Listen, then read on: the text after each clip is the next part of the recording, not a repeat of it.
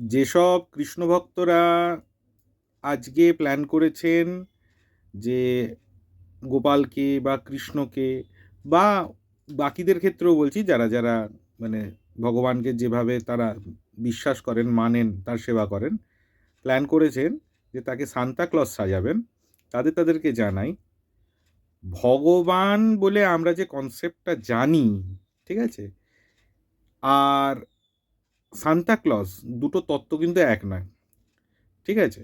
Santa Claus এই কনসেপশনটা কিন্তু এসছে সেন্ট নিকোলাসের থেকে। সেন্ট নিকোলাস তিনি একজন সিদ্ধ পুরুষ, তিনি তার দান ধ্যানের জন্য বিখ্যাত ছিলেন এবং গুপ্ত দানের জন্য তিনি বিখ্যাত ছিলেন। আর মোটামুটি আরেকটা কথা বলি যে খ্রিস্ট ধর্মের যিনি প্রচারক, প্রবক্তা যীশু খ্রিস্ট, তিনি কিন্তু নিজেকে কিন্তু কখনো কিন্তু ভগবান বলেননি, তিনি কিন্তু নিজেকে ঈশ্বরের পুত্র বলেছেন।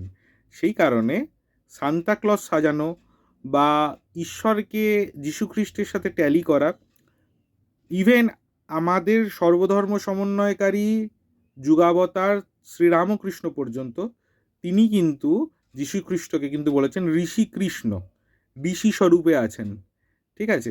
ব্যাপারগুলোকে ভেবে তারপরেতে আপনারা ডিসিশন নিয়ে আপনারা নিজেদের মতো আনন্দ করবেন। নমস্কার।